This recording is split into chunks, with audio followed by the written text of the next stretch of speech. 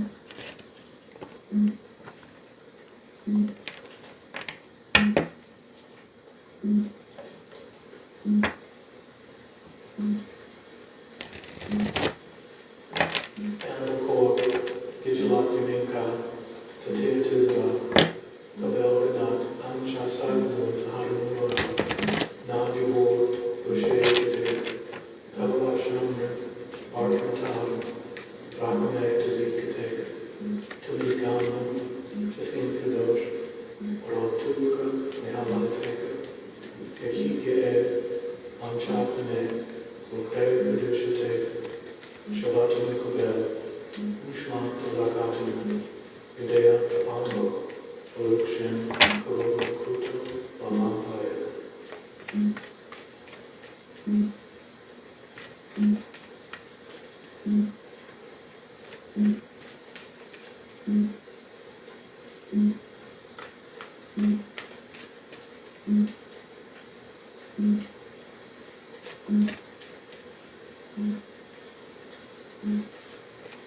Yanabakor, Gijalat Yaminka, Tatia Tizra, Kabel Ridat, Amcha Sadhanu, Tahanamura, Nagyabor, Toshe Kadev, Kalva Shamir, Argan Tara, Rakame Tazit Katek, Talit Gama, Jasim Kadosh, Arok Tulka, Mehalateka, Yakit Yaed, Amcha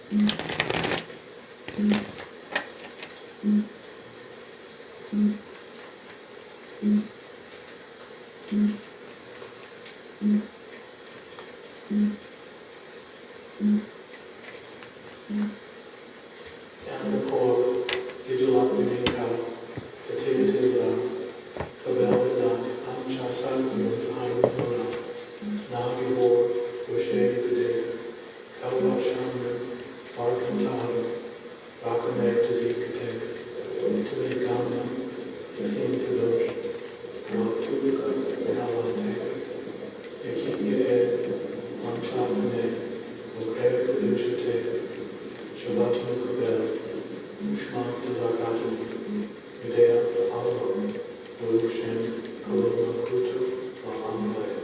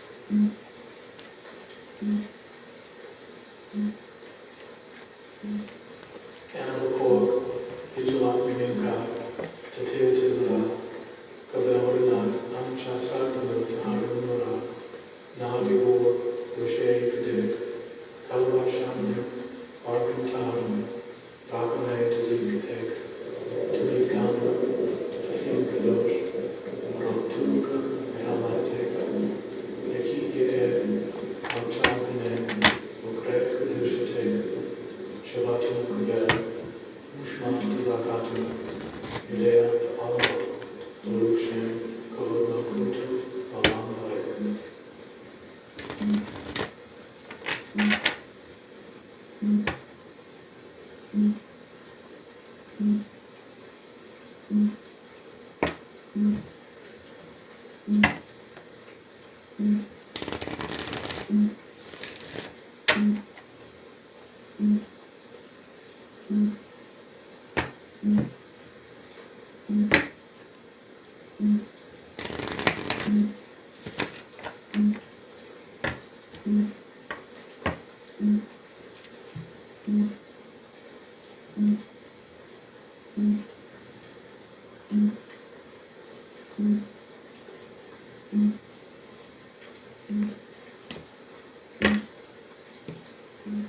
Yanabakor, Ijalak Vinenka, Tatiyatila, Kavelina, Amchasagnu, Tahanuna, Nagibor, Ushe Pide, Kalvashamnu, Arkantaru, Rakame Tazikate, Tuligana, Tasim Kadosh, Raktuka, Nalateka, Yakiyed, Amchapane, Ukre Kadushate, Shabbatnu Kubel, Ushman Tazagatu, Medea Alma, Urushen, Kaluma Kutu, Malamaya.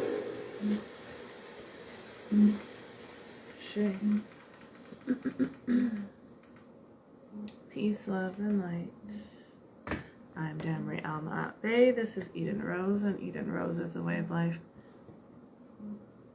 Hi, cousin.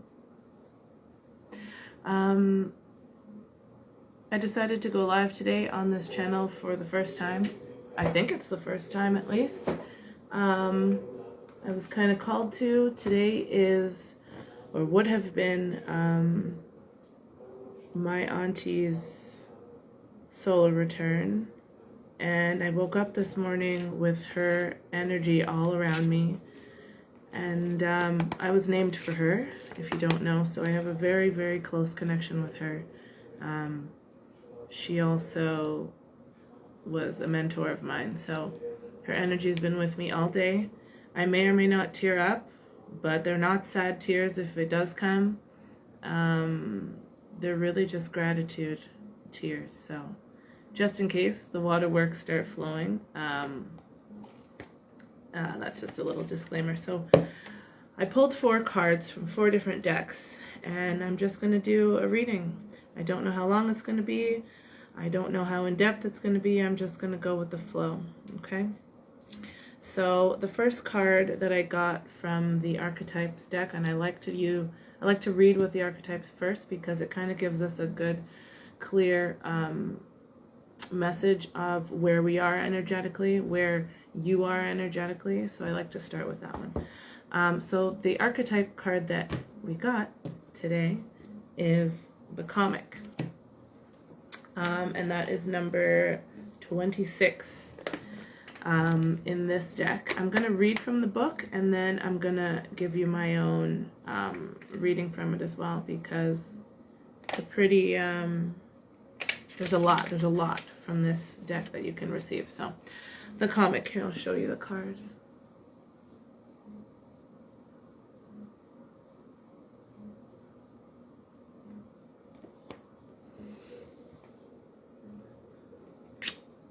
Thank you. So the comic, the Joker, the clown, the fool. The comic carries a remedy for all that ails this world. Amid the deepest pain and suffering, there is always the potential to lift up and out of the darkness through laughter. Though dismissed by some as lowbrow or unsophisticated, this archetype actually has a highly advanced mind. Some may use the word genius, as humor requires one to see the situation from afar rather than to be swept away by the drama. The comic sees and accepts the messiness of life, using it as material to be mixed and shaped into a potion to soothe the stress and serious mind. They literally lighten us up. Thus, within the comic is usually the sage or the magician working healing magic upon any audience who will lend an ear. The comic may be the archetype that heals the deep division in our world, one pun at a time. Okay, so that's definitely a message that I'm receiving, and it's funny because, as I said earlier, you know, waterworks might flow, and my auntie was a very deep thinker, and she also did a lot of laughing, a lot of joyful, intentional joyful experiences. She always tried to lighten up the space when it was, you know, a group of people. And I'm just trying to be as descriptive and I'm not going to go into my emotional space. So I'm doing my best here. But she always found a way to bring humor to very serious situations. And so this card, I feel as though her energy is what's coming through here. To be completely honest, she's the closest energy to me right now. So I'm going to give her message, is what that seems to be offering right now, is her message. So her message is to bring laughter and love and light into what seems like maybe dark situations, what seems like maybe, you know, experiences that have us stuck or have us feeling as though we don't have power, feeling as though we're not in control. In those areas in our lives, it's important to bring laughter and bring humor, because there's great wisdom from those experiences when you're able to bring light and bring ease into a situation where normally, or the other option is some sort of degree of pain. What happens in the end, and the process is something different, but what happens in the end is that you're able to see the situation from a broader perspective. You're able to see yourself in the situation, see the pain, see the fun, see all of the things, and it's almost like you give yourself space to choose to feel good, as opposed to choosing to feel whatever other negative emotion. So laughter, quite frankly, brings us in the most quick way, like the fastest way possible, to bring someone up and out of a low vibrational energy. There's a meditation that I used to do years ago, and I haven't done it in a while. Maybe I'll try it today. But it's a smiling meditation, smiling and laughing, and you just literally force yourself to smile in silence. And sometimes you can force yourself to laugh as well, but I like to start with smiles because smiles always wind up in laughter. And basically what you're doing is you're forcing the body to produce happiness, endorphins, and it's almost immediate. As soon as you start to smile truly, instead of smiling, the fake smile that you're forcing, something occurs within you, and it's like a heat rises in your heart, and happiness actually exists. And so this card today, and my Auntie Dami is truly coming forward to bring her real spirit, her true spirit, which was to bring light and laughter to dark spaces, to spaces where we're not sure, or spaces where we don't feel the most confident. It's to bring that smile, that happiness forward, and lift and change our vibration, lift our frequencies into a new space. So what else that I see within this card is that there is, like the book said, the Fool is very deceiving, because the Fool's energy, the comic, it's like in the tarot, the Fool is usually depicted as somebody who's kind of like stepping, unknowingly to them, stepping into a space where they, don't really know what's about to happen. They're stepping into some place that's unknown, but they're stepping into it with this energy of freshness, of newness, of sort of like an open mind. And when you're able to step into new spaces with an open mind, you don't, I call it segment intending. So if you intend for, negative experiences to occur for you, then chances are that's exactly what's going to occur. So with the Fool energy, when you are stepping into a space or stepping into a room, it's indicative of having that free mind, free space. And the energy that's coming through, like I said, I'm fighting back tears, so forgive me, but the energy that's coming through is such that it's being asked for you to, or you're being asked to step out of your, whatever your regular energy is, and step more into this fresh mind, step more into that perspective where you don't have expectations, you're not wanting to, create a specific thing. You're being asked to step away from what you're wanting and step more in towards the will of the Creator, or the will of the divine, which is really just openness to whatever is coming. The Fool steps into a room not knowing what's going to happen. The Fool steps into a space not wanting to know what's going to happen. The whole purpose of the Fool's energy is to step aimlessly, to step mindlessly, and to allow the momentum of the divine, to allow the momentum of creation to take you, as opposed to you trying to hold on to, all of the different things you need to hold on to in order to create space where you want to create it, or to create an experience that you want to create. So this is very much indicative of that releasing and letting go. Let go and let God, they say, right? Letting go and allowing whatever is meant to manifest in the space to manifest on its own without your input. As the Fool, you are taking more of a backseat as far as experiencing goes. As the Fool energy, you're taking more of a, okay, let's see what happens. So the reason why this energy is so important right now is because I'm going to pull the Tower, or I'm going to pull a card that I pulled from the regular deck, and that's the Tower. The Tower energy speaks of the ending of things.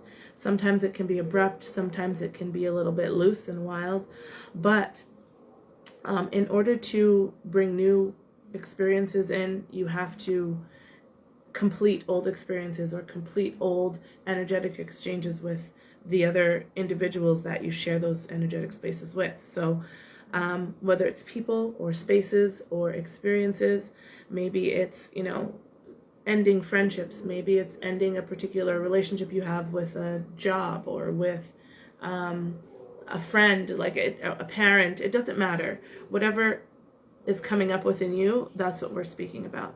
There's a situation that is in need of ending. There's a situation that is definitely calling for you to end your experience of it, which means end the vibration you've already been having as a result of this experience. So the experience itself is not going away, but your perception of the experience needs shifting. The third card that I pulled was from the Moonology deck, and I use that card just for advice from the divine, specific, direct advice. And the card that I pulled is It's Time to Release Negativity. I don't know if it's backwards or not. It's a full moon card, which is, full moons are a great time to release energies. Rather than to start something new, it's a great time to walk away from the old. So you're having a lot of energy here in this reading that has to do with moving forward from a space that is no longer serving you, or moving forward from an energy that is no longer serving you. But in order to do that, rather than leave these experiences behind, you're being asked to insert different energy into the experience and therefore change the result, change your experience of this situation. Not change the situation, change your experience of the situation with the energy of the Comic or the Fool. The last card that I pulled is the Ace of Swords, and the Ace of Swords is, swords in general are all about the mental space. It's all about how you think and how much control you have over your own mind. Okay, so that's what this is going to be talking about for the rest of this reading, or that's what I'm going to be talking about for the rest of the reading, is your ability to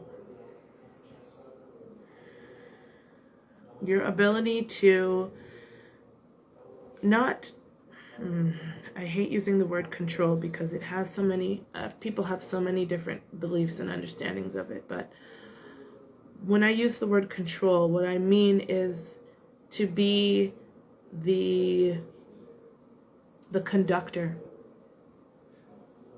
not the marionette. What's the person who holds the marionettes and does, puppeteer? It's not about being the puppeteer and having full control over the movements and experiences of this situation. It's about recognizing that you have an effect, recognizing that your control is not of the things outside of you. So it's not to control the puppet. It's to control your own tempo. It's to control your own rhythm within yourself, and then allow the rest of the orchestra, right, as the conductor, you then allow the orchestra to follow your pace and your tone. So as the conductor, you're standing at the front of the room, in front of the orchestra, and each individual person, each individual instrument is being played. But you don't sit behind, you don't sit in each chair and you don't play each instrument. Your job as the conductor is to stand and make sure everyone's in tempo and everyone's in motion and moving, fluidly together. And that is what the Ace of Swords is all about. It's about recognizing that, yes, you have control over the mind space, but in order to have control over the mind space and also control over the things in your life or this particular situation, you're going to have to recognize that you don't have any control. It's the same idea, releasing and letting go, let God, let it be.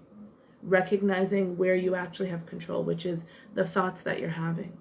So If in your mental space you're remembering to bring forth this energy of the Fool, then you have control over the self. And therefore, when you step into this situation and the people around you in this situation, step into it as well, they're going to feel and be affected and changed and controlled by your vibration and your emotion, your demeanor, right? Not fake it till you make it, but put yourself in a vibrational high point, high status before you even go ahead and deal with whatever the situation is. Put yourself in a position of power energetically before you deal with it. I heard about this. I heard about this meditation a couple of days ago, I'm going to say. It's a meditation where it's actually an acting exercise, but it's a segment intention, which is intending a particular experience ahead of time, right? Segment intending, projecting your will into the future. But what you do is when you're entering a space, you're entering a room, before you enter that room, you go into your mind and you imagine that room. You imagine yourself kind of bird's eye view over top of that room.